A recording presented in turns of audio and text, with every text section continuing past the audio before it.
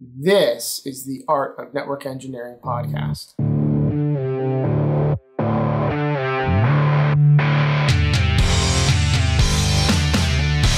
this podcast, we'll explore tools, technologies, and talented people. We aim to bring you information that will expand your skill sets and toolbox and share the stories of fellow network engineers. Welcome to the Art of Network Engineering. I am AJ Murray at No Blinky Blinky. Feeling good to be back in the hot seat. Yeah. We recorded an episode last week. Unfortunately, due to some technical difficulties, once again, we will not be able to release it. We'll just have to re-record it. But I digress. Fresh in Seattle, Lexi, how are you? I'm chilly, but I'm happy. just off the moving truck. Yeah, I just jumped off like 3 days ago. Barely unpacked. Just managed to get sort of a setup going on here. So I'm happy to be back. It would have been funny if you had stacked all of your moving boxes behind your chair, like you had just unpacked. I should have. Get all that moving sympathy, milk that cow for a while. Yeah. Those assholes are making you record a podcast after you just unpacked? Look, the move. You haven't even unpacked yet. The move was totally real and not a lie, but it's been a great way to be like, sorry, I can't. I'm moving the next What's the first thing you unpacked? It was your computer, wasn't it? Oh yeah. But my partner and I, we were both like, all right, first things first, desks, PCs, go. so this my office was like the first thing that came to fruition for me. Then the bed, so. Nice. Mr. Laptef in the house. Andy, how are you? Good evening, Mr. Murray. Well, and you, sir? Lumberjack Andy, how much longer is the beard hanging out? You're looking pretty... I might jump through the camera if you keep it up. Making me blush. Well, I'm going to the mountains next week with my dad, so I can't get rid of it then. I have to... Okay. Gotcha. I gotta... Anyway. Gotta look the part. I'm good, man. Job is intense, but good. Learning a lot. Both kids are home this week with COVID, so that's been fun. Oh boy, everybody's fine, but good. As it was in March of 2020 when everything shut down in PA, the kids are home. We're busy at work, and my eyes twitching. Get out of my office, kid. Go watch TV. But no, I have the full support of it. It's really nice that what's different here is they're like, take care of your family, do what you got to do. Like, we understand you can't make calls and stuff. So that's different than, year and a half ago. So anyway, life is good, crazy, the usual, but I'm happy to be here. Yeah. Excellent. Well, we're glad you're here. We're glad the family is safe and soon to be healthy again. I myself had a boomerang trip down to New Jersey on Monday. I went down in the morning and back in the evening. That was interesting and fun. Yeah.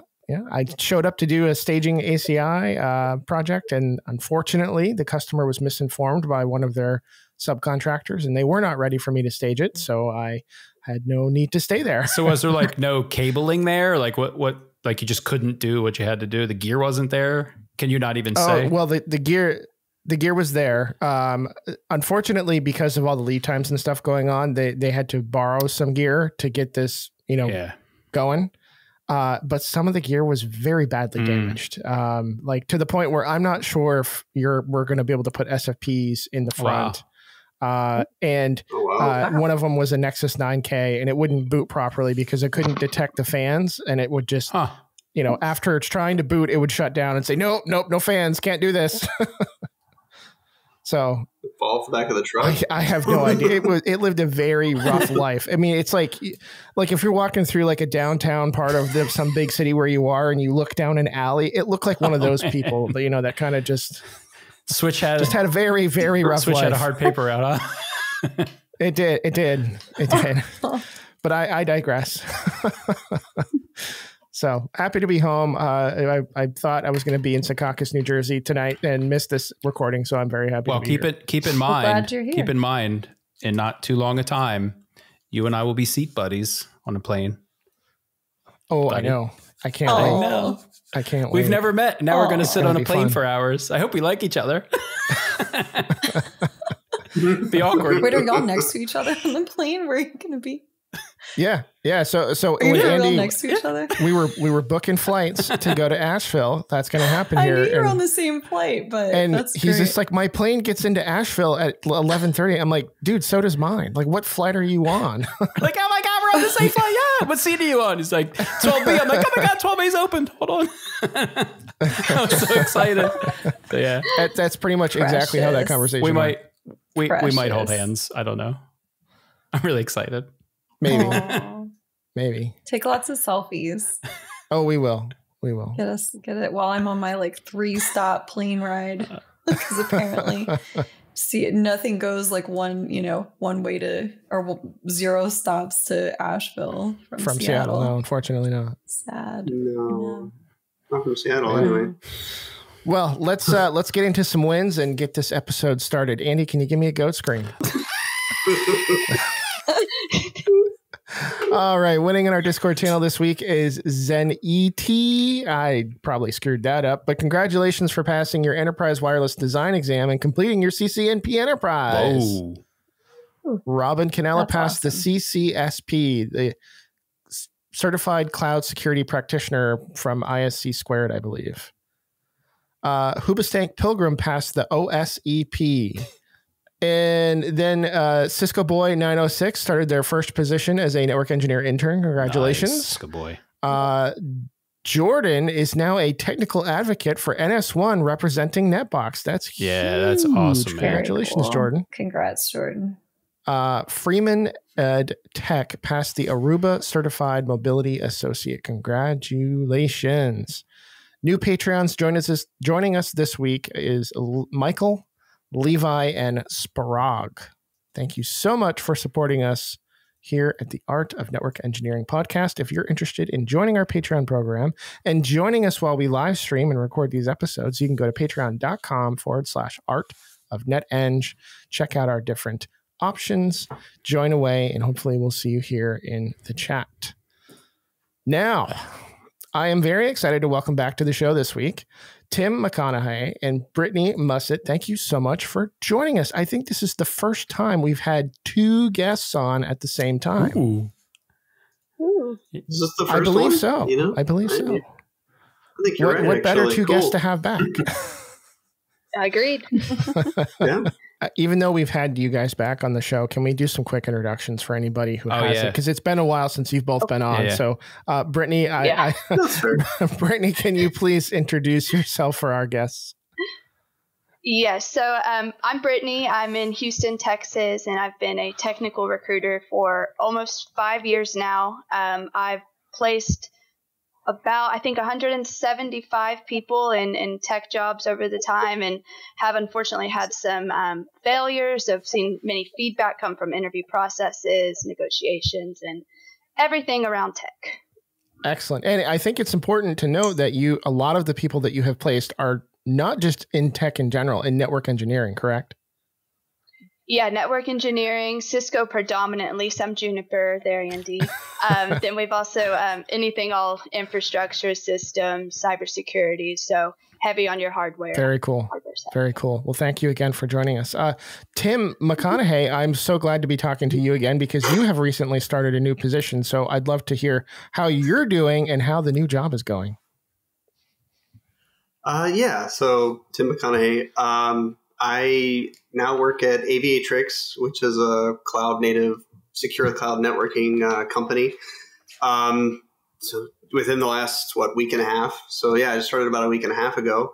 It's going pretty well. I went to Dallas for our sales kickoff.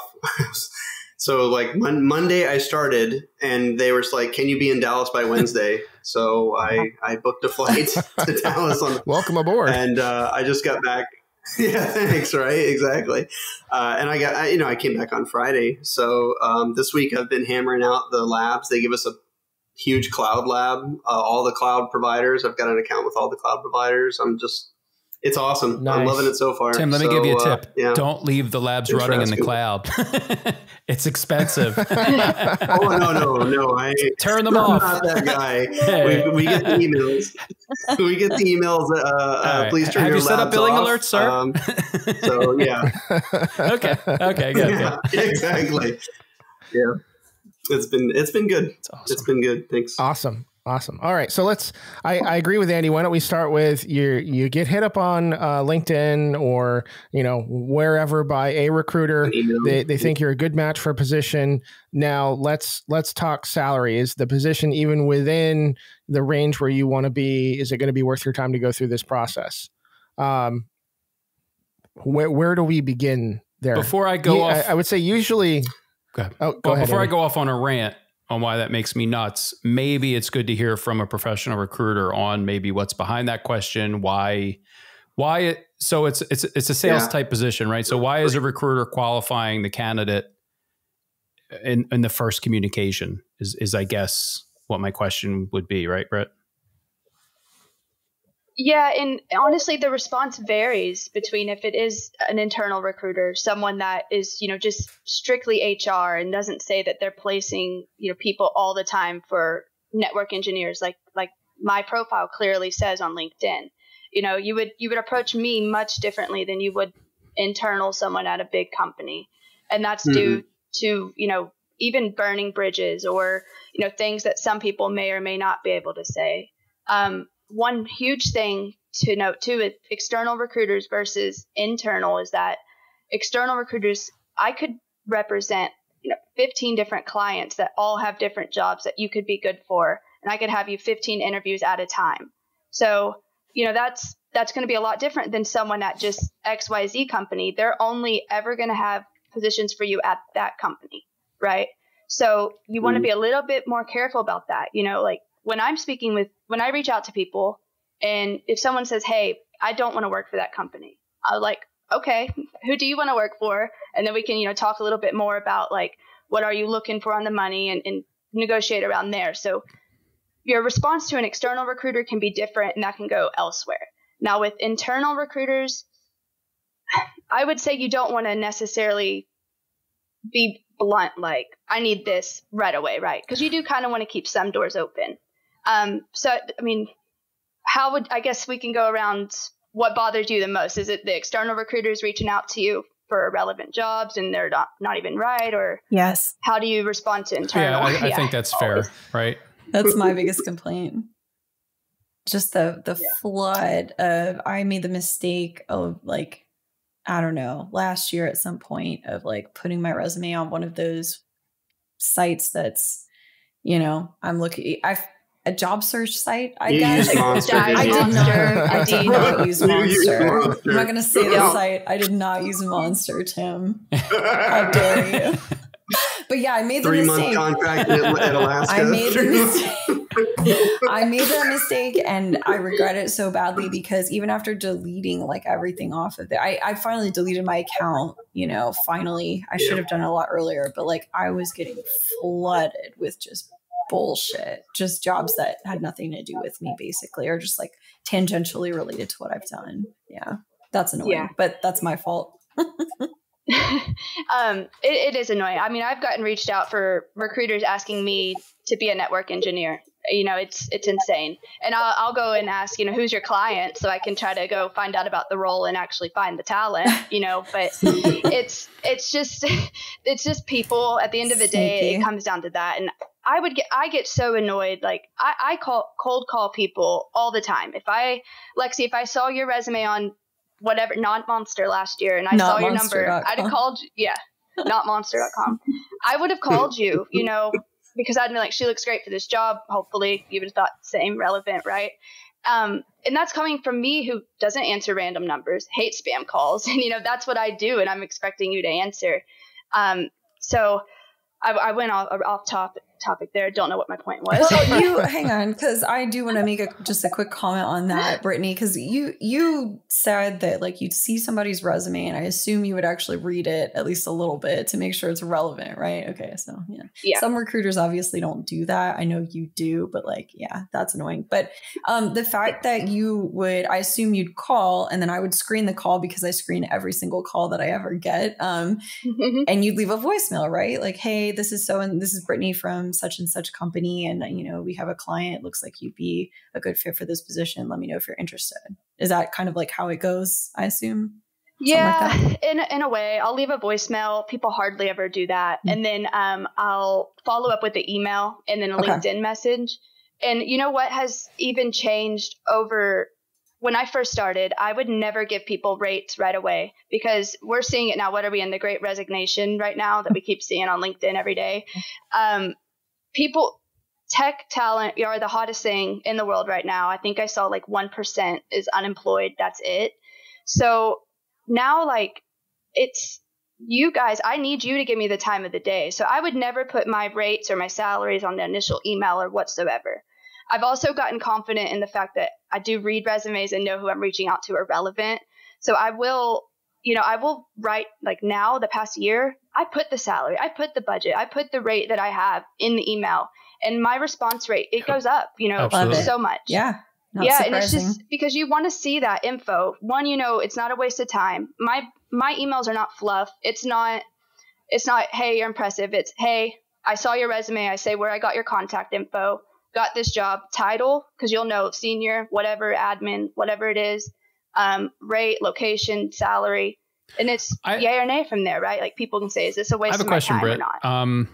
And we'll probably get to leaving money on the table a little later, but my understanding, and I don't know if somebody told me this or if I read it, but are there certain recruiters, I mean, I'm guessing they're external and I don't know if it's a per company basis, but would they get the difference between the max rate and what the client accepts? Meaning that I've always wondered what's behind that question. How much do you want to make so early on? Because let's say the company that comes to you and says, I need talent, and they say my max budget is $50 an hour. And then it would be, if I'm wondering if I don't expect you to tell me this because it's none of my business, but at the same time, I don't know how recruiters are paid, because if you can get the talent to come in at the lower than max rate that's on the contract, or that the person looking for the talent agreed to, my understanding is they get the difference. So if you get somebody to come in at 40 an hour, that recruiter gets $10 an hour for the length of that contract because they got the delta. Now, I don't know if that's true. I don't even know if I can even ask you that, because I don't want to like besmirch your reputation in the community either, No. No, you're good. And honestly, it is a case by case or business by business thing. It just, even in my company, we'll have different, I guess, terms or whatever with clients or agreements. Like there's some, it's a 10 company or a 10-man company who just needs a network engineer, once every 5 years, right?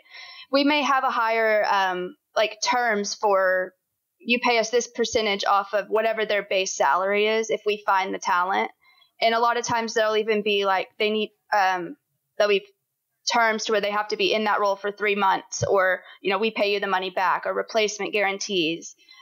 So it is, external recruitment is a sales business. Like it essentially is. But if you're paid on commission, meaning a percentage of my pay, then it would behoove you to get me a higher rate. But if you're paid the difference between the, you know what I'm saying? Like, and for the engineer who's on the other side of that table, you don't know. And maybe it's because I'm cynical, and maybe it's because I used to sell used cars and I know how things can be, but And it's good to be cynical like that. And you'll probably know from selling used cars, the people that cut those or make those big margins, or, are constantly cheating people out, they don't last. They're not the best. It's, they don't always have the best clients or even the best stock, right? Like they're, it's just, the cream will always rise to the top. And it's, let me ask it differently. Have you ever heard of a recruiter getting paid more to bring in somebody at a lower rate than? Okay. Absolutely. That's how I should have asked horrible. Even contract work, I would say more. I've heard horror stories of people you know, having a bill rate of like $200 an hour, and then the person doing the work is only getting paid like what, 70, right. 65 an hour, which is still great, but it's like, why is someone else getting all of that money? And to me, like, that's the whole crux of this conversation is when you negotiate your salary, you only get one shot at it. And depending on how much time you're at that job, you're stuck there, because once you're in a company, I've never seen anybody get a big pay jump within a company. Maybe it happens.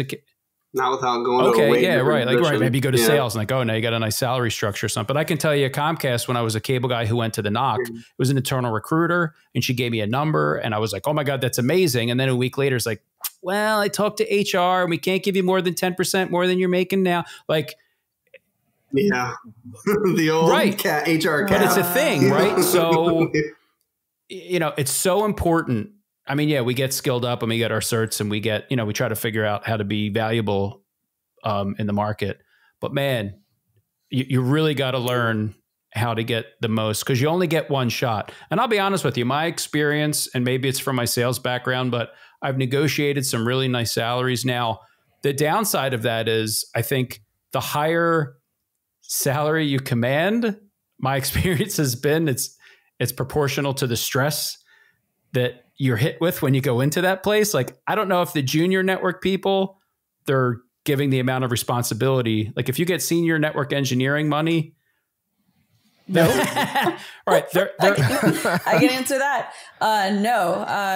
No. If you're coming in, well, okay, let me just back up for a second. But yeah, when I was hired as a junior network engineer, in a NOC as my first, networking position, the pay was amazing for me because I was working at I was not working at a livable wage prior to that. Okay.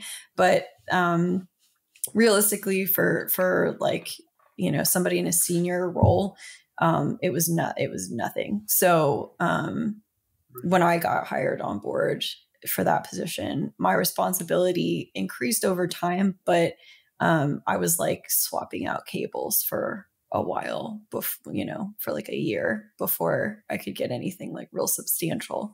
But if you stayed there for 10 years and climbed yourself up to an architect, I don't know if you'd get like a 40% bump. You know what I mean? Like, nope. Yeah, your pay rate would not have been as high as if you'd come out the street. Right. Like you have to leave. And that's unfortunate, right? Like they say it's hard to find talent and then retain talent. And I don't understand. I know we're kind of going off topic a little bit and we can move it back to recruiting. Here. I'm sorry, but like it frustrates me so much that companies, for whatever reason, will not invest in their own people as readily as they will outside talent. I don't understand that. Like I was just talking to a former coworker who is more than qualified for like a senior management position. And this person, like they're making this person jump through hoops to just even get a recommendation for an interview, like ridiculous hoops. Like you have to have people in like 5 other departments give you a letter of recommendations. Like, okay, but they don't even know what networking is. So why,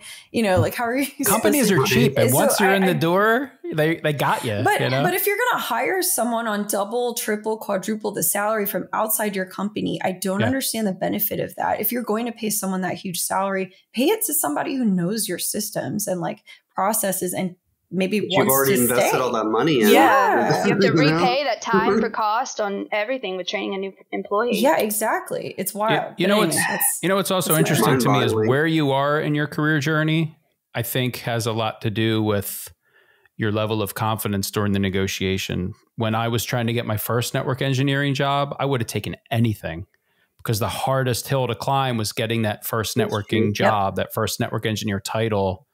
And that's true. And I did, right? The ISP I was at, they paid under market when I was in the field. They paid under market when I was in the NOC, but I got that.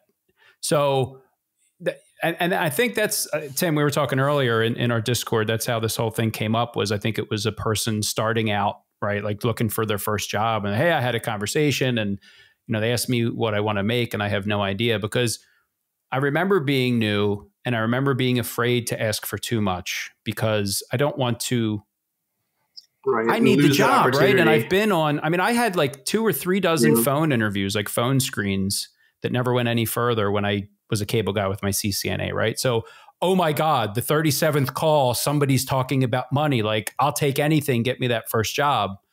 And I feel like a certain amount of recruiters can use that to their advantage and know that. And again, not knowing how their payment structure is set up, that may be advantageous to them. But, then the later in my journey I get, I kind of know how to. So anyway, I guess what I'd like to say is what I do, right? I don't know if we're at that part yet, but I just want to say it because I'm yapping, is when someone asks me, hey, you're this perfect fit.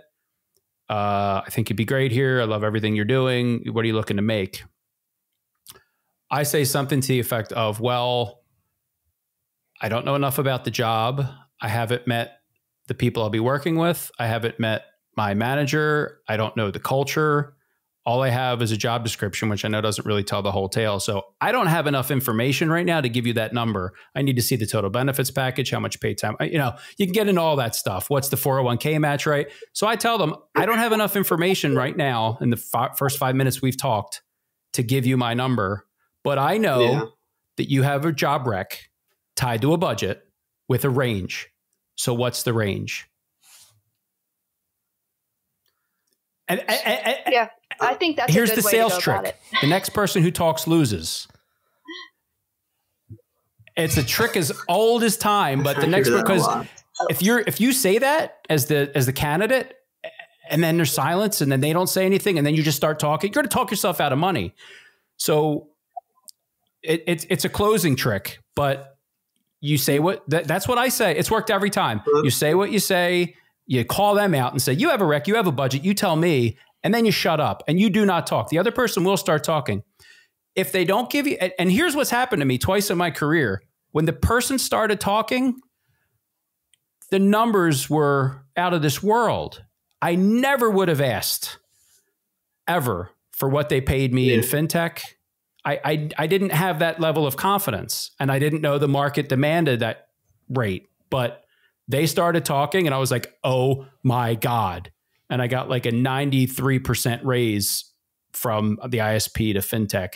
And then when I talked to a vendor, the same thing happened. They asked me the question. I gave the answer I just told you. They started talking and I blacked out momentarily. Couldn't but no, this is true. And then when I came back to consciousness. Couldn't they just lie?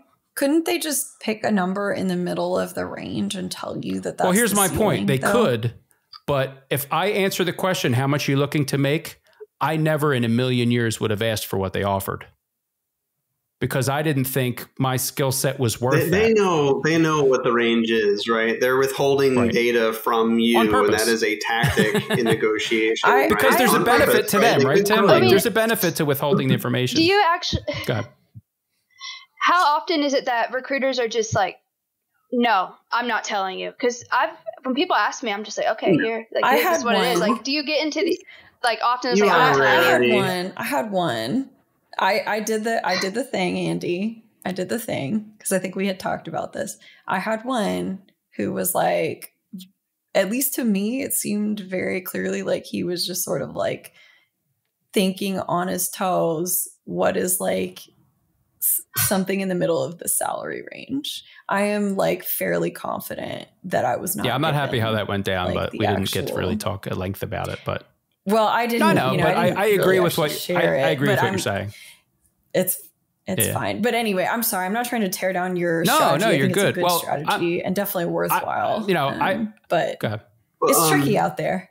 and one thing to note too, I've had clients who will tell me a range, so let's just say 120 to 140. And I'll tell candidates that, and I'm not lying, truth, swear on anything. The client told me that, and then they'll get an offer of 135. And candidates like Brittany, they said, 120 to 140 was the range. And I'm like, they did tell me that, and that's when we can go back to how do we negotiate around, what they said the range was, or, maybe there's a sign-on bonus we can get in there too. So it's sometimes it really comes down. It comes down. Go ahead. I think I'm lagging. Go ahead, Brittany. It does come down to each individual person too, which I'm sure like you can always tell like what your connection is. You had the rapport. They BS and you are not. Like you can kind of tell. If anybody hears, if anybody hears skills. anything I said in this episode, never give your number. And I'll stand by that. Never give your number. Tim, you can take the opposite view. Go ahead, AJ. So not at all the opposite view, Andy. There is absolutely merit to what you say. What I would, I never is a big word. Generally, I would say anyway. But the reason I don't 100% agree with that is because, you can just end up looking obtuse. If you're just like putting your foot down, stomping your foot and saying, I will just never say a number. They have a range, like you said. They're playing a game with you, so why should I be? No, I agree. Yeah. And if they won't give you the range, honestly, we're already on bad faith arguments anyway, right? We're already in bad faith if they won't talk to you about a range in the first place. So, having said that, right? So if somebody says like, what's your number? My comeback is not like, I will not cement myself to a number. What I'll say is, that's going to depend. You kind of said it yourself, right? It's going to depend on what the requirements are for the position, what the team is like, what the total compensation. I say that a lot. Like it really depends on what the total compensation is. Right? What is the 401k? I've been on teams where I was on call every third week. Right? And what is my work-life balance going to look like? And so if you absolutely will not move forward until I say some number, I'll throw a number at you, but I'll let you know that number is. Almost worthless until we talk about total compensation. So that's where I leave that one. I wouldn't say never, because I've run into recruiters that take it as an insult, not an insult, but like they just they're like they treat you like a child. Like you have to tell me some number conversation forward or something like that. and that's why where you're at in your journey matters, because if you're new and you're desperate, you're not going to have that confidence to go, dude, if you're going to play this game with me, then there's nothing else we need to talk about. Because if you stand people up on bullshit, yeah, absolutely, they'll usually be like, my bad. They generally should be trying to help you find a role as well. One thing I thought of too, Andy, when you mentioned like, how do we get paid? For direct hire placements, like, so a full-time like salaried role, nothing comes out of the salaried person's pay, right? Like you're not losing anything, and it's always going to be the same percentage. So from that perspective, the recruiter is actually motivated to go get you a higher salary. But isn't it mostly contract to hire? I feel like everything's contract to hire. Yeah. I mean, and that's what I was going to say, is where they can really get creative or sketchy is on the contract side. But that you'll be able to tell, like, go with your gut for the main. If this person seems slimy, and they are, or maybe it's a good job and you think it could go somewhere and you do get the job, bring it to your favorite recruiter, Brittany, and she can, put you just reminded me, Brittany, like you're so good at what you do, right? When I looked you up, when you came up on my radar, you were involved in the community, you were posting useful things. I mean, you were like posting articles on like how to negotiate salary. And like, so you were creating value, trying to help people. And I was like, oh, wow. 'Cause that's rare. Right. And even the guy who placed me at FinTech, it was the same kind of thing. He spent like an hour and a half on the phone with me, our first conversation, talking about like helping me figure out, because it was a contract role. And I'm like, well, I don't know what rate to ask for because I'm full time and I don't know how to. And he did all that math for me. So, right, you meet somebody, you can either look at them online and see if they're contributing, or just talking to them to know whether, like you're saying, they're a slimy salesperson, or whether like you, Brittany, who are like really want to help people, want to provide value, want to, you're getting something. Have like like you're just a person and not a used car salesman, right? Like it makes a big difference. So it really does. Brittany, I want to go back. You had made a statement earlier about when somebody got an offer like of like 135, and you're like, oh well, I thought the range was 140 or whatever. Like if you're given a range, should you expect the top end of the range when you get the offer? And if you don't get the top end of the range, like it's a range. If you're getting in the middle, is it because your skill set merits the middle of the range? Yeah. Or are they always going to give you, is the first offer you get always the highest offer you're going to get? I suspect not, because I think that when you get a job offer, there's this expectation that you're going to negotiate. Yeah. And with the range, I would say don't expect the high end of the range. I mean, that's just setting yourself up to be disappointed. Right. In $5,000, let's say it is in the middle, it's $5,000 in the range, right? That's really not much if there is, a match on a 401k that you didn't get before. It could be more than $5,000 at the end of the year. So I think before like getting hot-headed or anything like that, you really do need to look at every little bitty thing. Right. Like I've recently, you guys probably know about this, but I've learned about like a flexible health account or something, health reimbursement accounts. And that's like money just sitting there also, so there's other things that you could look at that, don't just expect the high end. If that makes sense. Yeah, absolutely. Yeah. You know what else is interesting? I'm sorry, Brooke, go ahead. No, well, we had talked about it right before the show started, the salary transparency, right? Now, nobody here is going to say what they make, but here's my point. I don't know what any of you make, and it's really none of my business, but how am I supposed to know what a person with 1, 3, 5, 10 years and these certifications and like it's hard to know what the market rate, should be. If you're a career changer like Lex and I, like you're broke at a crappy job and now you could be a little less broke at like a better job, knowing, if your long game is like, well, I'll skill up. And so I think because we don't talk, we could talk about past salaries. Sure. But like, because we don't talk about salaries, it's hard to get a gauge. Like I'm trying to think, I guess I've looked at Glassdoor. I mean, you could Google like network engineer in Philadelphia, right? And you'll get a bunch of different ranges, but even that can be wide. I mean, it can be like 62 to 180 grand. Well, what the hell do I do with that? So I think it's just a cultural kind of challenge. If we don't have any transparency with our salary, I have no idea of knowing if I'm being overpaid, underpaid, paid fairly. I'm just gonna say I still have no idea what like a junior network engineer should expect to make. I mean, are you in a high cost living area? Are you in a low cost living area? Yeah. And also I still don't know regardless, right? Like I know the salary that I made when I started out, like with not a CCNA, nothing, no experience. But by the end of my tenure at that company, my salary had changed quite a bit. I don't know. So it's because we all have our own individual experiences. I feel like maybe Brittany might know more than all of us on this. I don't know, because you see, you placed how many different people? Almost 200. Yeah. So, and I was thinking about it. Like I really do. I asked 20 people today how much they make, and I got all that market, data today, just what they're making, what they want to make, all that, how they're going to get there. So it is interesting, like how taboo it can be for you guys to not talk about it. And I wish it would be more talked about. Like there's Glassdoor, it's anonymous, but how anonymous is it really? And then there's some other websites I've been seeing. There's one Levels. I don't know if y'all have seen that. Oh, yeah. There's a few more that are really anonymous that are actually decent. And there's another one called Blind. And for big companies too.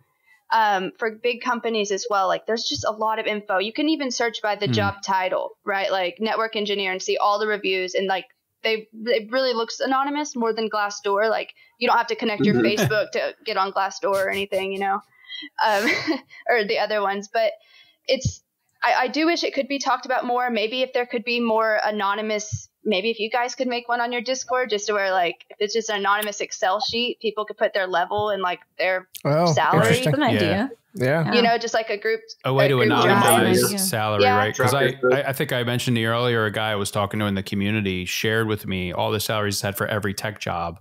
And that was his reasoning, was he wanted to provide transparency. His reasoning was to help underrepresented folks have a baseline. Like, well, this is what I made. So if you're making half of that doing the same job, that's a problem, right?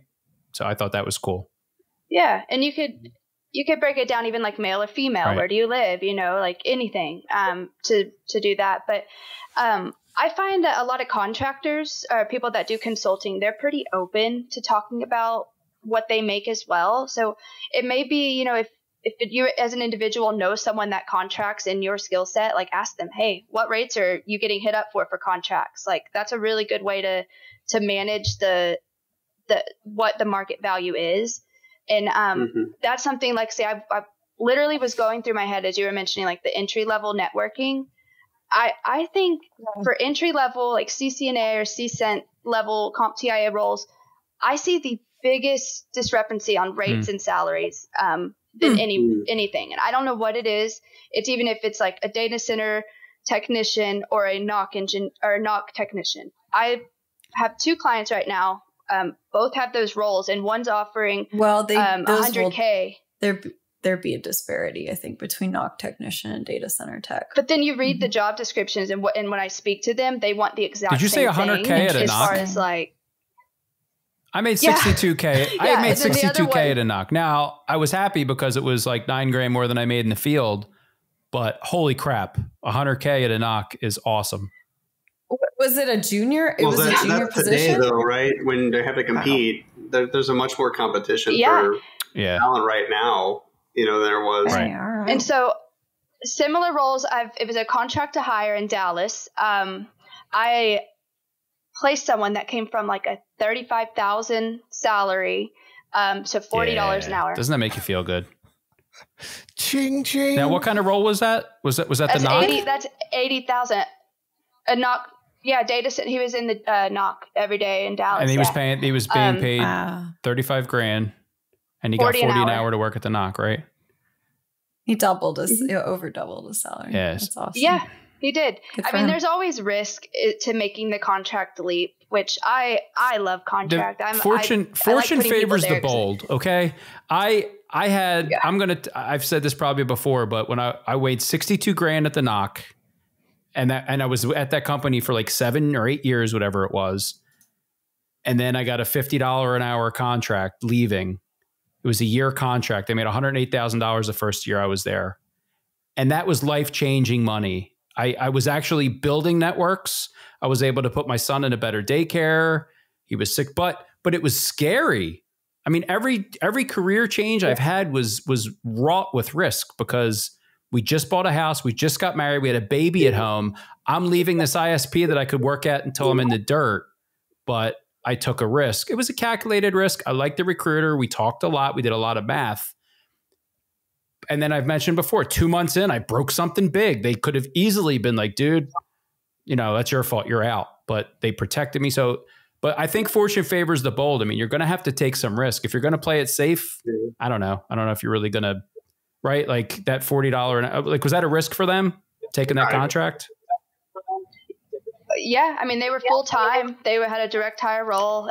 They did have to. It was a year-long contract, and I'm just a pro contract here. A lot of states like Texas are at-will states. There's really not much difference between direct hire and being Isn't everything at will? I feel like most. I mean, I know PA is too. Yeah, I think so. Right. Most of the states. I mean, they say that you're safer, and maybe that is. I wonder if that's even a myth, like that you're more insulated as a full time than a contractor. I don't know. I've always heard it's harder to get rid of a full-time employee, right? That's been my experience. I'll go. Sorry, I was just saying that's at Cisco. It was definitely easier to end a contract with a contractor than it was to get rid of a full-time blue badge. Okay, 100%. You got to pay out medical benefits, COBRA, gotcha, ETO, and all that. Yeah. So there is that for sure. Before we lose the thread too much, you mentioned something, Brittany. You said that you were asking people, what they are currently making and you've got that, that data, that market data that's useful in your head. And it reminded me. So one thing I would definitely say, like full stop, when how to maybe let me think about a better way to say this.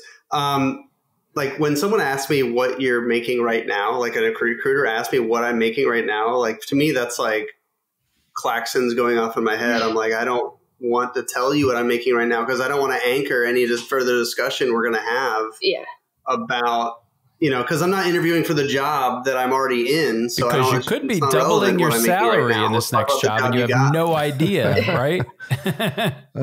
Yeah.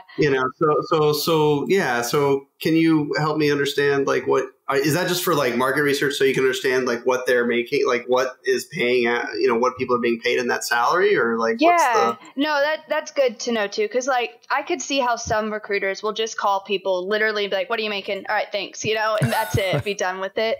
But if someone asking you, like, they're normally going to have a job there, right? And I like to find out the motivation for someone leaving. So I never even get to money within, like, honestly, probably 10 minutes into a conversation with someone. I like to actually build that connection. They know what we're talking about, but you find out the motivation for why they are leaving. So say they're like, well, I want to make more money. So that's how it comes up. And I'll say, well, what are you looking for? But apart from that, if I'm talking to you on the phone, Tim, you're kind of, you're open to the idea, right, of talking to a recruiter. So I want to find out why, and say maybe it's, I don't know, just a random reason. And I say, okay, well, financially, what would you even need to make a move? I guess I would phrase it that way. Yeah, I've heard that one a lot. Yeah. And it's a hard question for us on our side of the phone, because, you're saying, what would you need to make a move? And I understand that where you're coming from, but that's like a really loaded question, minimum. Right? That's because then you're anchoring yourself and saying, well, here's the again, we're throwing out our number. We haven't even talked about what the hell the position might be that we're, so that's a hard one, right? For me. It is. And I guess you wouldn't be actively looking at that point either. So it's, you wouldn't have to give me anything. I would still know you're a good candidate or a good option. So I would still continue to bring jobs to you. If you gave me the time of day, you knew that one was relevant, right? Like, I don't really call people just to talk to them. Like, if I'm on the phone with you, I have one job, at least one. Yeah. It's either a fit or not, right? So you'll know that one was at least on track. Maybe it was only, some wrong company, whatever, but you'll answer the next call, and I'll get it could be a little bit closer, but I don't necessarily think giving even your range, like, shoot yourself in the foot or anything. It comes down to the person to know, like, if they're going to be, worthless or not, because it makes me so happy to know, like, if this person's looking for 100,000 and I have a job that's 130,000 and they're perfect for it, like, oh my gosh, that makes me so excited to go to them. Like, I wouldn't be like, oh my gosh, they said only 100,000. I can't give them this offer. Unless your salary, or compensation structure is structured to do that, right? No, not at all. Either. We're talking about we're talking about the recruiters that would do that, and that's what makes it a hard conversation, right? Because if I'd go to you, Brittany, with that information, right? But I would not take some random call from somebody I don't know and give them that information. So that makes it tougher on you, right? And just be cautious with it. If you answer a random call from a recruiter who is just very blunt, if something's interested you, like, say they said, network engineer job, fully remote, you're like, okay, I'll buy a little bit, it's kind of interesting, but they're still like, being like, what do you need? What do you need? Maybe tell them something outrageous, be like 250,000, right? And then if it's not a real job and it's a waste of time, they'll go. You won't waste your time anymore. And two, then they'll actually give you the range. And if you said that, they'll probably give you the highest range or whatever they were told, So I would go at it like that. And then maybe you can even get in the interview from there, right? Like, they may not be the best recruiter, but still an in. You know what I just thought, Brett? Typically in careers, they teach you to negotiate at the end, right? You're brought in, you meet everybody, like, you might have 2 or 3 interviews. So it's kind of interesting in tech and with recruiters, it's one of the first things talked about. Because really, and that's why I have the canned response I have. You do not have enough information in that first conversation to give a real number. I don't. You have a range. Well, that's why I say it's not a real number. Right. It's not. Like, I just don't know how much am I going to be on call a lot? Is there going to be a lot of maintenance windows? Is the manager crazy? What happened to the last 10 people that left? Like, it's going to take some time to figure out what your number would be. And it's just not fair, I think. It's not realistic for the engineer to give that number. But recruiters, 9 times out of 10, ask in the first conversation. So I don't know if that's specific to tech. you don't want to waste each other's time either, right? I mean, I think that there's some value in at least making sure you're in the same ballpark. Network engineers make about the same depending on the market you're in, right? Like if you're a network engineer with 5 years experience, you're probably going to be making around the same. Yes, Palo Alto is going to be, more than Kentucky, but there's probably a cost of living calculator, right? I mean, wouldn't you say, Britt, like, is there that much of a delta between what your network engineer with X years of experience? Aren't we all kind of making, after you adjust for cost of living, it's probably the average or the mean is around the same, like statistically speaking, it should be. If we all have the same skill set, we're all doing basically the same job. Junior versus senior network engineers? I would say as well, people that have contracted in their background do make more. Just because they have that background as well, that market knowledge. I speak to so many people who have only been full-time, same company 10 years, hadn't gotten a raise in 5 years, making $115,000, and they're like, amazing. And it's like, what are you doing? Like, it's just, I wish they would have called me over their 10 years there just so I could be like, hey, there's a contract, making $80 an hour with your skill set, like, just so they know like what they're worth. But, you do get lost in your salary being full-time for a long time as well. So sometimes it does, even if you are happy, just put some feelers out there, see what your position is around. The market will tell you what the market will tell you what you're worth, right? Because I remember when I started interviewing a while back, and they would ask, right? And I found like, listen, I'm making like around 100, and I'm going to need 20% to even consider jumping because 10 grand isn't going to change my life, and that's before taxes, right? So that was like my stock answer if they wouldn't give me the range. So it was like 20%. So basically, I need 120 to continue and a few times I did, and I had like 4 or 5 interviews. It was a hospital system. It sounded cool and all that stuff. But at the end, they're like, I think like if we push it, we might be able to get you 105. I'm like, and they wanted me to commute into the city. But I told them up front, Tim, right? Like I told them up front, right. Like, but I tried, but I tried to play the game, and I tried to give them that, like, I'm going to need 120 at least, and they spent all this time with me, and I interviewed with like 4 different people in the company over a week. Yeah. And at the end, they're like, well, we're going to need you to drive to all the hospitals every week, and we can only give you $5,000 more. Like, and you're going to be in the city, so now you got to the old bait and switch. And you're on call. And if you work in a city, you got to be city wage tax. So now I'm probably losing money. Like so there's a lot of experiences that I guess people, I mean, thank goodness for the good ones like you, Britt, because there's just so many. No, trust me, I'm not perfect. So, Andy, I could give you a bit of a data point because I've recently changed jobs. And for the most part, I'm doing the same thing, right? Like post-sales deployment engineer at a previous job, there was some team lead responsibilities rolled in there. The salaries are vastly different. And the stress levels are vastly different. And the amount of travel that I'm doing is vastly different. And I make at least 50% more than I used to. With less stress, less travel. That's awesome. Yeah. So I don't think that the average, I don't think that there is an accurate average. You're right. So I have to ask you the Andy question. I mean, you got kids. How'd you do it? No, but it's like, seriously, like, how did you garner 50% more? So like, did a recruiter approach you? Did you know somebody at this company? Like, how would you do that? I applied for a position. I applied for a position. I went through the process, and it came time to negotiate the salary. And they said, well, what do you make now? And I said, look, I'm going to tell you right now that I'm looking for a job because I don't feel like I'm fairly paid. I don't want the moon. That's a good way to put it. I just want to be fairly paid. I have a skill set. Here's what I can do. I've been honest with you and upfront about my experience and my capabilities, what I'm confident in. I've been honest with you about where I want to go. What does that garner? That's what I want to know, right? Like, I don't want to ask for more than I am worth. I just want to be paid what I'm worth. And then that's why it's so useful to have a and then did they talk? Yeah, because you didn't give them a number, right? When I tried to, I didn't give them a number, and then they went away. They came back and they gave me a number. I had a number in my head. How much higher was it? I was willing. Were you like, oh my God, I would never would have asked for this? Yes. Yeah.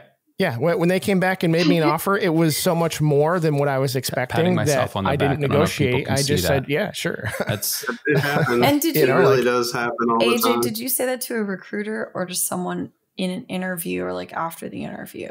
I said that to the director, right? Like, okay, so somebody within the company who was hiring person. Yeah. Okay. Probably, right. It wasn't an HR recruiter thing. It was like somebody in the food chain in the part of the organization. The person in charge. Right. Part of me wonders if it doesn't make a huge difference, it being like you talking directly to the person making that decision versus you talking to a recruiter, external or internal, right? Sure. Like, who would then pass along that information because then they're talking to you as a person about the salary I agree with you. And your reasons. But lots of people get jobs without a recruiter being in the middle, right? We're talking about recruitment because we have access to Brittany, but obviously, like, for example, this job that I just took, there were no recruiters involved. Actually, I know a guy. I'm very, very good friends with a guy who works at Aviatrix. He asked if I'd be interested in talking to them. I was very happy at Cisco, but I'm very much of the always keep your ear to the ground type of person. Plus, to be honest, I was actually really interested in what they were doing. So I passed my resume over, went to a hiring manager. Hiring manager set up interviews. We did interviews, so on and so forth, right? There was I didn't even apply, right? Like, so there's lots of situations where that happens as well. And that's another reason why I say that this networking industry is allowed a lot more than switching packets. There's a lot more networking in this industry Tim, than you there are switching packets. You just said the truth there. And I got found on Twitter for my current job.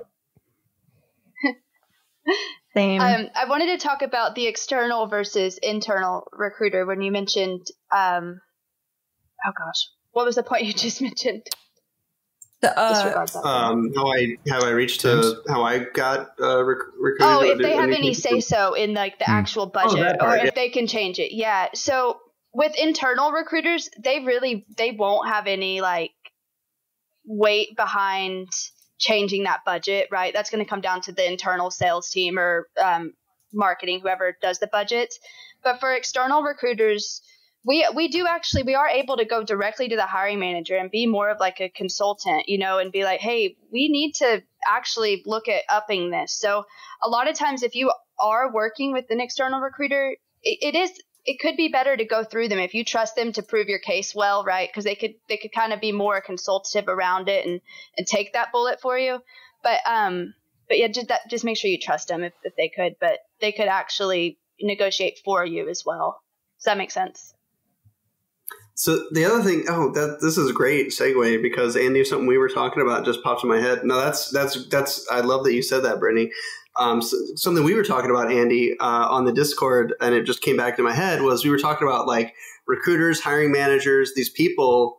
This is what they do day in and day out, right? You're sitting here coming with the tin cup like Oliver Twist, asking for money, and you're tied up emotionally in the entire transaction, right? And these people, this is what they do all day. There's no skin in the game. I mean, there's skin in the game, but there's not that same type of attachment. And they do it all the time. It's like a sales thing, like you said, right? The used car salesman, that's what they do all day in and day out. They're not going to be as tied up emotionally in it as the person negotiating the salary that might change their life is going to be. And some people use that to their advantage and some don't, right? But the point is when you're advocating for yourself and negotiating that salary, you need to be able to try to pull your own emotions out of it as much as possible, make it more of a math problem to be solved than, this emotional weight that you're putting behind, everybody puts behind their salary, right? Because everybody ties their salary to their livelihood, their life. And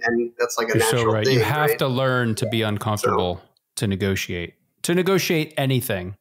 And people who negotiate for a living know that. And like we talked about, Tim, use that to their advantage. When I said, don't give my number and this is what I say, and then I asked for a range and I shut up. It's a very uncomfortable. When I sold cars, I'd try to be closing someone and I'd give them the final thing and then just stare at them. And it seems like forever, but it's a power play, right? It really is. And whoever talks next loses. It's a thing. Google it. And like AJ, I'm so proud of what you did because it couldn't have been a very comfortable thing to be, interviewing at the company you want to be at, and they're asking you for a number and you're not giving it, your response was great, what you told them, because it was based in honesty, right? Like, I was undervalued where I was. I know I have a skill set. I'm not shooting for the moon. But you did everything right, didn't give them the number. And then they came back with a number higher than you expected. And that's happened to me in my last 2 jobs. So to me, that secret sauce is, everything we're talking about here is just so useful and helpful, because most people don't want to be uncomfortable. And they're like, oh, geez, what if I lose this opportunity? Oh, I really better take it. Like, it might go away. They might give it to somebody else. I mean, that's another trick in sales, the takeaway. I got 3 other people looking at the car, so that's okay. Along those lines. Urgency. Yeah. Manufactured urgency. Along those lines, though, we're all speaking mostly from like experience, and we all are fairly confident in our skill sets, right? But for somebody who is brand new or nearly brand new, I feel like maybe the advice could change a bit, right? Because they won't have the benefit of that like confidence behind them. Like, yes, I have this skill set. I have proven it before in past jobs. I am more confident in asking for this salary, right? So what can we tell newer people to networking? Like, I hear what you're saying, and I'm not disagreeing with you, but I was not confident in my last 2 jobs that I applied for and got. I was not qualified to build real networks, because I was sitting in a knock staring at Spectrum for 2 years, but I took a chance and a leap and took a job that I wasn't sure I could do. And the same in the role I'm at now. So I get what you're saying, but I've also not been, there's a fake it till you make it kind of thing for me. And you can fake, confidence. I mean, it's really easy to be scared and be timid, but you take a deep breath and you know what you're going to say before you go in. And it's almost like dating, right? This is ridiculous, but like, the opposite gender, well, they can sense desperation a mile away. Speaking as a guy, but when you're confident, you're batting them away with a stick. So confidence is, and I'm half joking, right? But I hear what you're saying, but you can fake it till you make it. You can go into that conversation and appear confident. Because like what Brittany, what did you say? Less than 1%. This is why we're having the show for those new people. Less than 1% of people in... It was 1.7, right. But like hardly any technically skilled people are out of work right now, right? And we're one of the highest paid whatevers, besides doctors and lawyers and all that stuff. So yeah, and it's a skill. Like, we have a hard to earn skill so we have value. And I get what you're saying. When you're new, it's scary and you don't, but you got to get plugged into the community and talk to recruiters like Brittany and listen to shows like this that are like, listen, you're probably worth more than you think you are. And if you give that recruiter your number, you're just going to shoot yourself in the foot. Because if you listen to Andy and AJ's last 2 stories about their last 2 negotiations and how they did it, didn't give their number, they weren't jerks about it, and the people came back with way more money than either one would have asked for. That's the golden thing right there, right? For somebody to give you more money than you ever would have asked for. And I was not confident in either of those negotiations, but I knew how to play the game. And that's the trick. If you know some tricks, at least for me, if you know how the game works, you can play the game. But if you're just Mr. Timid, don't know anything, scared, you're going to get undercut. The recruiter's going to make that extra money, and the company's going to be like, great. The ISP I was at was huge for bringing people in on visas and underpaying them because those people, that's a but that's a tactic, right? There's a lot of recruitment companies like that too. The opposite way to why we have bad names for us, and the ones that will get those massive margins that you hear about. Like, it's, there's so many ways to underpay technically proficient people, and you really have to learn how to. If you don't know that, you're going to be a victim. But there's some tricks. So, Lexi, I wanted to, because I think what you're getting to the heart of why we're doing the show, right? And Andy said it himself as well. You're getting to the heart of why we're doing the show, right? It's for those new people who don't have the confidence, who don't have the experience. And I actually wouldn't change my advice there. I would say try to make it a math problem, because you have to take, and when I say that, I don't mean like a simple, like, hey, I need to make this much to pay my bills. Part of that calculation needs to be, well, okay, I'm starting out. Is this a place going to give me the experience that I'm looking for? Is it going to look good on a resume? Am I going to want to spend a year of my life here? Can I afford to spend a year of my life here? Right? That's all part of that needs to be part of that calculation, part of that math problem. Sure. I say math problem, but I'm not talking about necessarily just like numbers for salary, right? Especially when you're starting out, right? But when you go in desperate, that's when you get taken advantage of. And that's another reason why you got to pull back on the emotion as much as possible. You have to make it a math problem. No, that's great advice. Yeah. And that's kind of what I was hoping to hear from y'all. Sorry, Brittany, I like that you...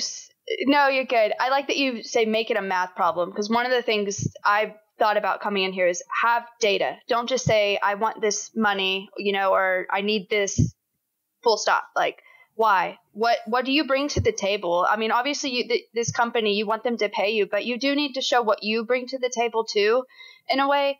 So I always like to have that data. Like you mentioned, there's things that, what's important to you? Is it extra certifications? Is it the health reimbursement? Maybe you need that extra money for healthcare, or maybe they pay tuition. You've got young kids, and that wouldn't be important to me, but that could be important for someone else who wants to pay for their kids' college. There's so many different things to think about on what could be important for that perspective, but look at it all as well, like for entry level too. Because a lot of people just get caught up in that base salary, like right away. But maybe even being an entry level and taking, a $10,000 less base than what all your other friends are getting or all your other peers, but you're going to have 5 more certifications before them because your company's paying for it. Like, that's way more valuable for someone entry level, who doesn't have their savings or anything. That's something to absolutely look at, I think. Here's. Yeah, there's more than just money at stake, right? Like it very often in positions like the ones that we're in, you're going to have extras like, subscriptions to learning platforms so you can learn, the ability to expense things like, if the company's not providing the subscription to the platform, maybe you can expense it. You can expense a couple of tries on a certification exam, right? Like usually either a company's not going to pay for it until you pass, or they'll pay for one failure and then again when you pass, right? Like there's lots of other things that go into this salary. So I think you have a very valid point. Right? Okay, maybe you're taking in $10,000 a year less than your peers, but maybe you're paid hourly when you're on call that your peers aren't. Maybe you're given a flat fee just to be on call and your peers aren't. So there's lots of other things to take into that calculation. Absolutely. And I think it can even come down to things like medical benefits providers. Oh, yeah. I've been through quite a few, and it's like some I'd never want to go back to because it was horrible to get any type of, appointment done. But there's some that are great. And it's like, that would weigh heavy to me now when considering an offer. Like, I've got a family, and that's one of my primary concerns when I look at like, a new position, right? Like what's the medical benefits? Like what do they cover exactly? Like, and now, I'm working for a company that's national and I live in one part of the United States. Like, does their medical insurance cover where I live? Or am I always going to be like out of area or whatever, and have to pay exponentially more? Yeah. I mean, just with the same thing. That's why it comes down to absolutely everything. It comes down to even like the range, like we talked about. Don't expect the highest. Don't get mad if you're given the lowest, because maybe there's $20,000 and other stuff sitting around you weren't even sure about or you didn't know about. It's just find out around everything and about the whole package, which I know people talk about, but I feel like they don't really dig deep enough on the details. But. So I've got a question in this almost post-COVID. Most people see it as post-COVID, but like through the major portion of the pandemic, where a lot of people are working either remotely or hybrid, does the location still really come into account, right? Like is the cost of living still accounted for as part of your salary? Like, just because I live in Vermont and I work for a company that, is a larger national company and I travel a lot for work, whatever, like, is it still accounted for, or are they trying to be more competitive across the board because the work's remote? Honestly, I feel like everything's just gone up. All the salaries have gone up, budgets have gone up. Yeah. People are so has inflation. Tech talent is needed. Yeah, I know. And to be honest, I never really saw like the difference between cost of living. And by that, I mean, before COVID, when I would recruit roles in California, like I never saw them go up. The rates were still low. It's almost like the clients there just weren't really adjusting it, you know? And now I'm finding that they're just gone up with the same as the others. So I don't know if cost of living has done much.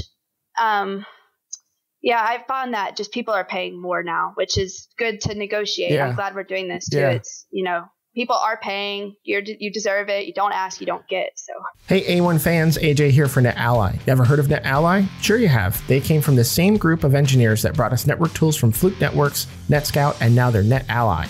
They know networking. I'm a network engineer for a partner, and when I go to customers and see they use NetAlly, I know it's going to be so much easier to troubleshoot issues we might run into. The name may have changed to NetAlly, but the way they build tools hasn't changed a bit. They ask, what would a network engineer want to help make their job faster and easier, and then they go build it, just like this Etherscope NXG. NetAlly is here to help. NetAlly, simplicity, visibility, collaboration. Visit netally.com today. Now back to the show. I want to circle back to what Lexi said. You reminded me of something as we were talking, and I have a very short story about it. But if you don't place a high value on your own time, absolutely no one will. And here's my cute little story that was real. So Lex, like you're saying, if you're new and you're not confident and maybe you're not comfortable with faking it, you have to value your time. And this is why, because I had a cousin who he bought a house and he had a bunch of Ethernet that was pulled, but none of it was terminated. And he knew I was a cable guy. So he's like, hey, can you help me? Yeah, sure, man. I spent like 5 hours there terminating like 2 or 3 dozen lines and ran some stuff. And, you know, I spent a good portion of my day there. Now, he's my cousin, right? He's family. I'm not going to charge family, friends. This is, you know, whatever. We're family. I love you. No, like this is just me helping you. A year later, he's like a contractor kind of guy. They do all kinds of stuff, construction, plumbing, electric. A year later, I had a problem with my bathtub faucet. It was leaking. Something was funny. So I asked him to come out and help me. And he did. And 3 days later, I got a bill for $600. Now, here's the difference. It's my own fault. Here's the difference. Justin values his time. He places a high value on his time, and he doesn't give his time away for free. Me, I didn't value my time. I gave it away for free. And then I wanted to be mad because somebody valued their time and I didn't. So that's my point is if you can't fake confidence, at least know that your skill set is valuable. Your time is your most valuable asset. And if you're not comfortable charging a fair rate for your time, and if you're in tech, that rate should be higher than the bag person at this grocery store, you know, like you should be making some good money in this field. And if you're not, and you're willing to take a crappy rate and a crappy pay, you're not placing a high enough value on your skill set and your time, like I did. And I'll never do that again. You know what I mean? I learned my lesson. Man. Oof. I'd agree. That's a good advice point to entry level people. The time is a commodity. I mean, even like, I feel like now, when do you become mid? Is it around 5 years? You're out of that entry level. I would say for tech, I want to say 4 to 5. Yeah. For me, I'm going to say. Can someone explain that to me while we're at it? Because I don't know. Yeah.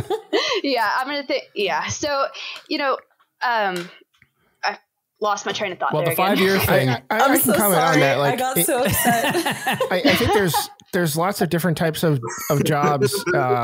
And so if you've worked in IT for 5 years, you might consider yourself a senior. But if you've worked that 5 years doing the same exact thing day in and day out, are you really a senior? I mean, 1 year of experience. Exactly. Right. Yes. Like that's, yeah. I think there's something to, you know, the skill set. Have your skill sets grown? Are you confident in being able to do more on your own and asking questions, maybe a little bit less about the systems that you've been working with for a period of time, right? Like there's got to be some growth in if you want to get the senior title. I feel like 5 years is a mark. Yeah. I work with this guy, Joe, who was like, you know why most of the job descriptions you see want 5 or more years experience? Because those first 5 years, you're touching everything for the first time. You're breaking stuff. You're a liability. But if you give it about 5 years, you've seen a lot and you've stepped on a couple landmines and you have some, but no, you know, a lot of people don't want that person with, 6 months experience that's going to break stuff because they just don't know. You know, you can't You can't teach experience. It just takes time. Yeah. That's what I was going to say. Time is a commodity being a good point for entry level people. You could people can take advantage of you, if you're entry level and you realize you're wasting your time even at your job doing things that aren't relevant to your advancement. You may be doing computer work when you want to be actually racking and pulling cables, so it's value your time and your duties in that job too, I think. Yeah. Cause I'll say when I first started, not that long ago, I took a pretty damn low salary, because it was so much more than I ever thought I would make in my life ever. And I would never have been able to be like, you know what? Nah, that's too low. Cause I didn't even have a CCNA. I had no experience. So when he said something, when he gave me a salary that was double what I had made before, I was like, all right. And then he apologized to me. My old manager. Yeah. He was like, look, I'm really sorry. I can only offer you like 60K. He was like, I can only offer you 60K. And I was like, I'll take it. What are you fucking talking about? That's a living salary plus some, which now I know that is, I think industry level, it's low. But I would argue that nothing to see. I would argue that someone without experience who took 2 community college classes with no CCNA, that's good money. Well, right. So I don't think that you did yourself a disservice in that scenario. There's no absolute number. Okay. Sorry. But no, she had paper. But it was proving your life, right? No, it's going to be different for everybody. In your point of reference, if you can double your income and that makes a difference in your life, that's awesome. And I don't think it's an absolute number. Well, you didn't hit 100, so you're not no, it's everybody's situation's different. Money when you're single without a mortgage and kids and all that crap and college funds is different than when all this responsibility comes, right? So the numbers are different, AJ, Tim and I might have different relationships with money because I don't even get to see it anymore. It kind of just goes through my hands and things get paid for and, Must be nice. Well, yeah. Well, everybody gets my money is what I'm saying. LED's AAA on there. Make it uncomfortable. Everybody gets my money is what I'm saying. College funds and savings accounts and... Yeah, I see.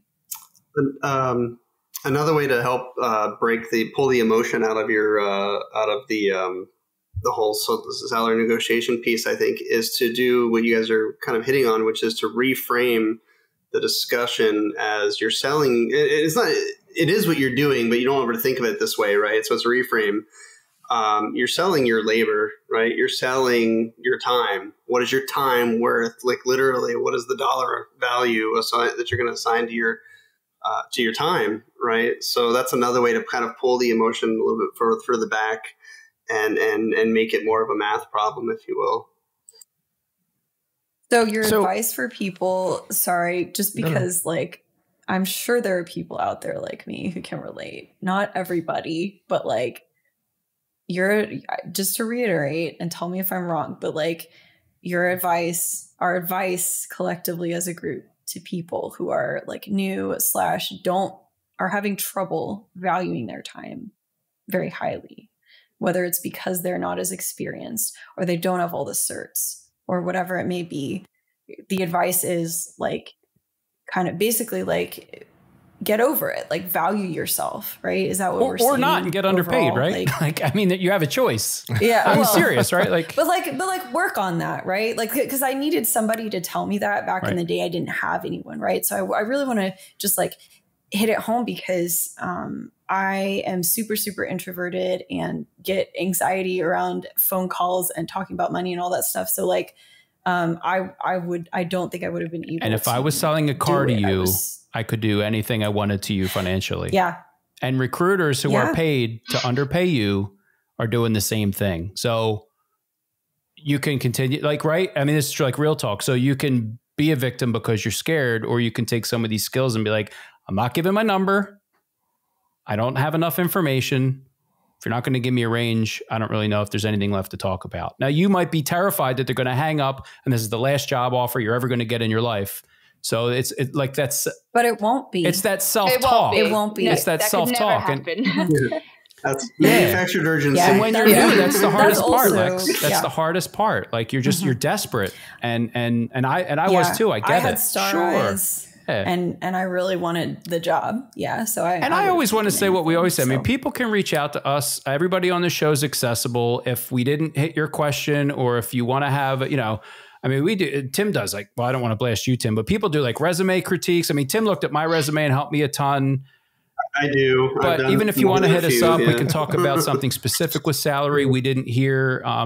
Maybe we do something, AJ, in the Discord with salary transparency. I don't know how we would do that because everybody's username's on their post, but somehow anonymize, like people could just throw in their job title and their salary, because at least it gives you a baseline when you are that new person. Like, well, I don't know as a junior knock technician what I should be asking. I mean, Brittany might be a great resource too, but how do you get that information and how can we help? I think we should put those links, Brittany, that you mentioned for like the salary stuff in the show notes, any way we can help. Cause I mean, we don't have anything figured out, right? We just have our experience, and we were hoping to share some of that here, but,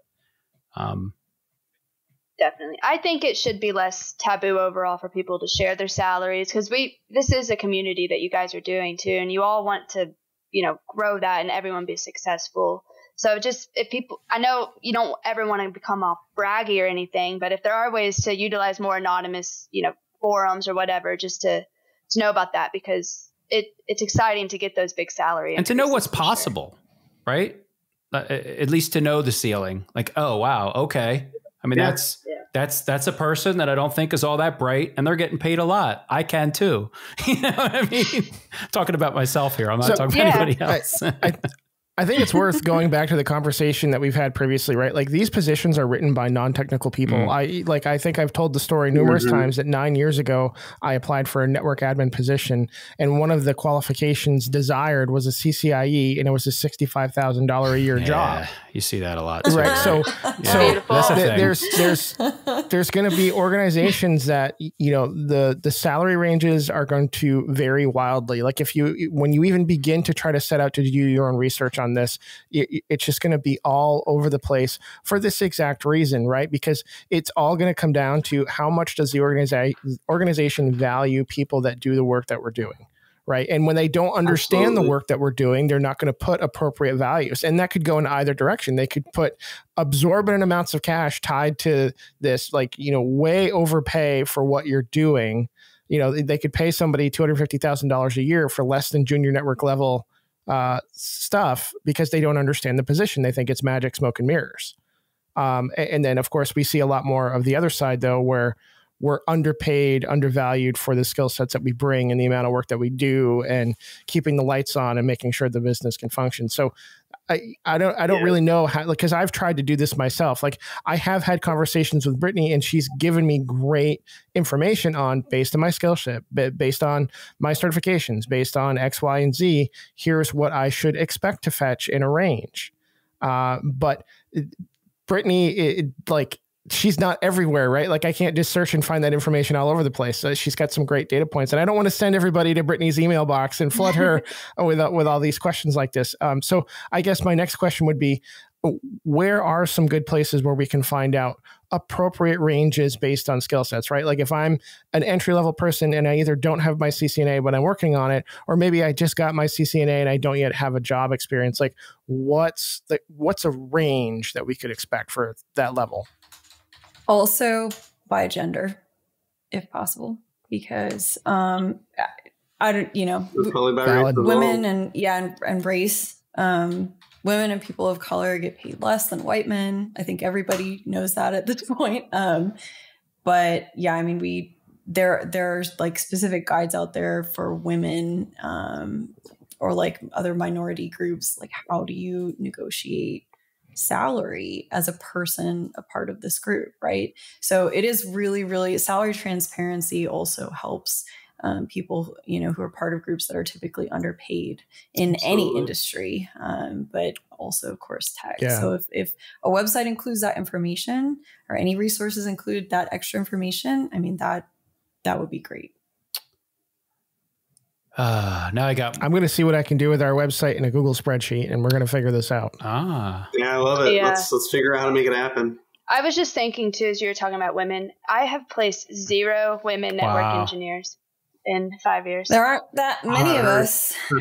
It sucks. It hurts so bad. Like, you don't know. Yeah, it's sad. A lot of BA, business analysts, project program managers, but no female network engineers. I don't know what it is. Do you ever get the opportunity to like suggest? Well, I guess that is part of your job, right? Like suggest a sort of different. So I've met female data center technicians, like way more of them than I've met like network engineers for sure.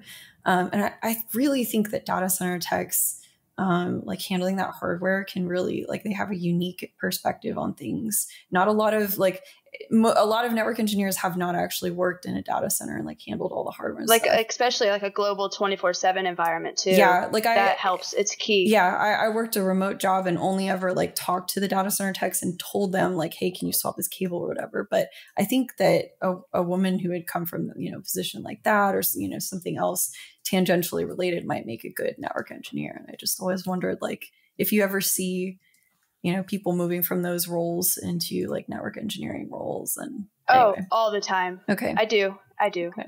And we can even talk about it on the side too, if you ever want to. Sorry, we can take this offline. We're running real long, but I kind of like to hear about it too, but that's okay. Well, we all can. Don't Lexi, worry. I love that you say data. Yeah. Data. Do I? I love it. Yeah, it's nice. Data center. I didn't mean to. I'm a data girl. I say data. It's data. I like data. It's nice. I would like to change from data to data. Center. Yeah, data. I don't. What's sad is I don't mean to say data. Like, it just comes out. It's not. No, it's nice. I like that you say this is a. Data. I'm trying to pay you a compliment. I'm saying data. No, it's fine. Wait, but it's hold on. So how do you say the word EXAM? Exam. I say. What did you expect? I don't know. I say exam, but everybody makes fun of me. They're like, no, it's exam. Exam. I say exam, and they've been making fun of me forever on exam. But everybody goes, well, how do you say? You say like a Z, exam, like zom, but like you guys say xylem, exam. Zom. Anyway, it's a fun little. So I just looked up like CCNA salary expectations, and I don't know if payscale.com is one of those, Britt, that you like, but that's, you know, they have an average of so what I was hoping, which we can't do, right? But I was hoping it's like, listen, if you have a CCNA, you should be able to make 60 grand. I know that doesn't work and you can't do blanket statements, but on PayScale, they say the average CCNA is 64,000. Now, again, who knows how accurate that is? I'd honestly think that's higher. I think it would be a little bit higher. But that might be helpful for people, right? Like somebody with a CCNA who has no clue, like, should they accept no less than 60 grand? I don't know.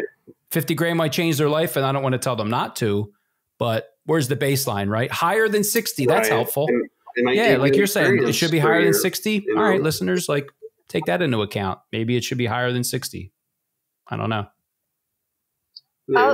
For a lot of the knock roles I've been seeing, these are anywhere from 3 to 5 years of experience as well. So not completely entry, more the junior 3 years.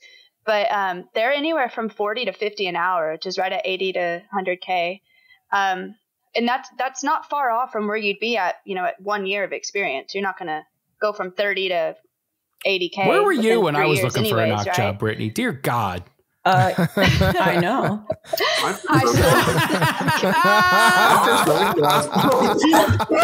Oh my God. Oh my God. Dan, that was for you.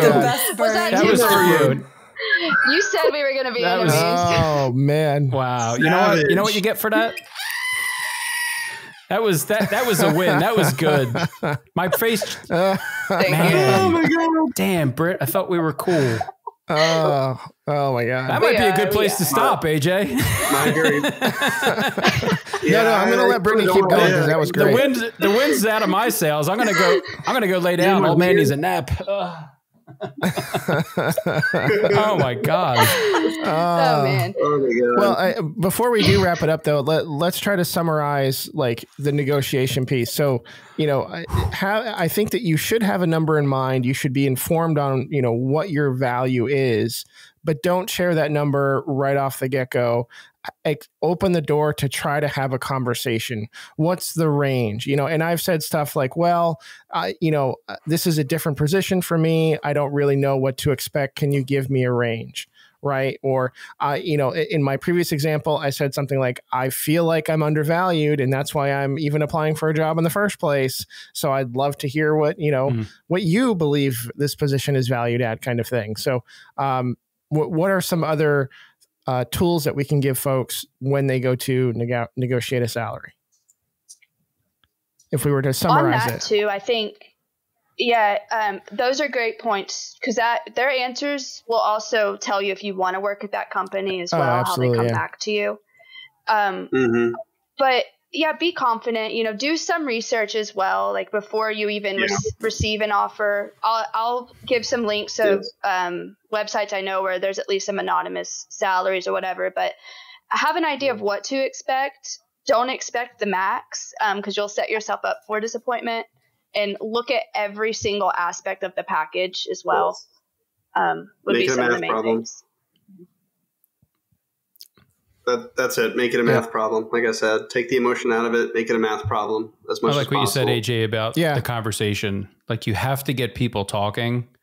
And again, I'm leaning back on like sales, but this is negotiation, right? Like the conversation is important and you have to get the other side talking, because people will reveal themselves and the data to you, but they won't if they're not talking. So maybe that's one of those tricks, right? Like if you're scared and you're not confident, like just, there's tricks, right? Like open-ended questions. Don't ask questions that have yes or no answers.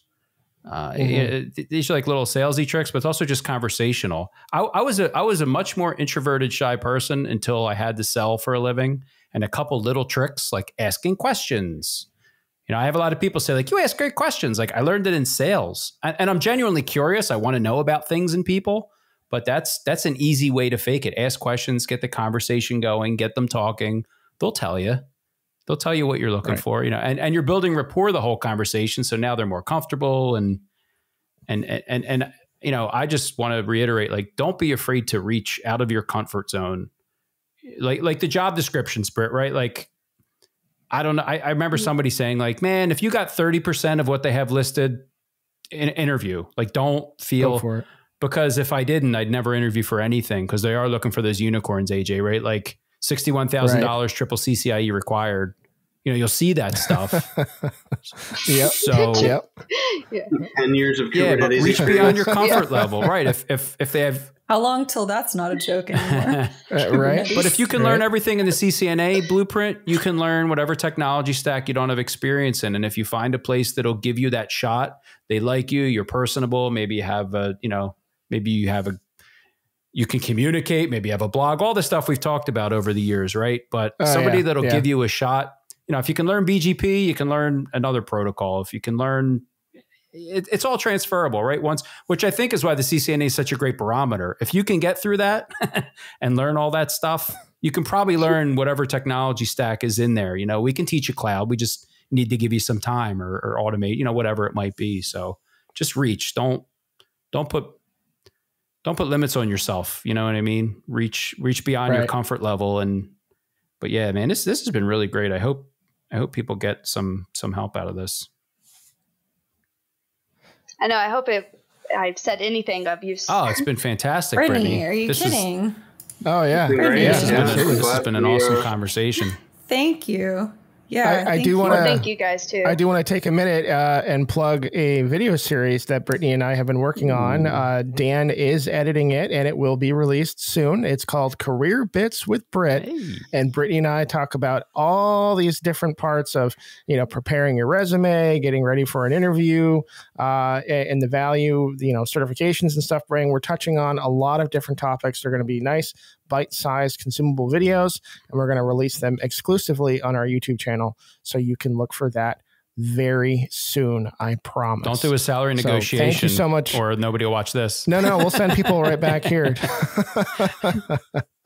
We'll send people right back here to this episode for that one. So Yeah, we need to get on those again, actually. Yes. Dan's he's working on the first 5, and we're gonna release those. I think we're gonna do like the first 3 all at once to really show people what we're doing, and then we're gonna release the rest in like every 2 weeks or something like that. And then while that's happening, you and I will record some more and finish up that series. I'm excited. That sounds great. Yeah, hopefully. I always feel like when I talk, it's like, that made no sense. Oh, no, it's been great. It's been fantastic. It's the feeling I have at the end of each one of these shows we do about myself. I'm like, oh, God, what have I done again? Like, well, Andy, I can't say the same for you. I want to say thank you to our Patreons for joining us tonight. It's always great to chat with them while we record these episodes. If you want to join us and chat with us and ask questions of our guests and just be a part of the fun, you can go to patreon.com/artofneteng, and you too can be a part of the fun. We hope to see you in the chat and not join super late when we're wrapping stuff up. Thanks, Chris, for being here. Wow. Big thanks to our guests, Brittany and Tim. Thank you so much for joining us. I don't feel like this conversation's done. I'm sure we're going to be back here doing this again. If you want to have more conversations like this, the Discord server is where this started. And it wound up here. So, get involved in a community and start having these conversations. And we have an awesome one if you want to hop in there. And like, I want to reiterate, reach out to any one of us. We'll be happy to help you with any of this stuff, including, salary negotiation. We want to help. Yep. Interviews, resumes, all that fun stuff. We've been there. We've done that. Happy to share our experience. I've just now seen all 80 messages inside. I didn't know there was. I was monitoring. It's a party for the Patreons. Oh, awesome. Well, thank you so much for joining us, and we'll see you back next week on another episode of the Art of Network Engineering podcast. Hey, y'all. This is Lexi. If you vibe with what you heard us talking about today, we'd love for you to subscribe to our podcast in your favorite podcatcher. Also, go ahead and hit that bell icon to make sure you're notified of all our future episodes right when they come out. If you want to hear what we're talking about when we're not on the podcast, you can totally follow us on Twitter and Instagram at Art of NetEng. That's Art of NETENG. You can also find a bunch more info about us and the podcast at artofnetworkengineering.com. Thanks for listening.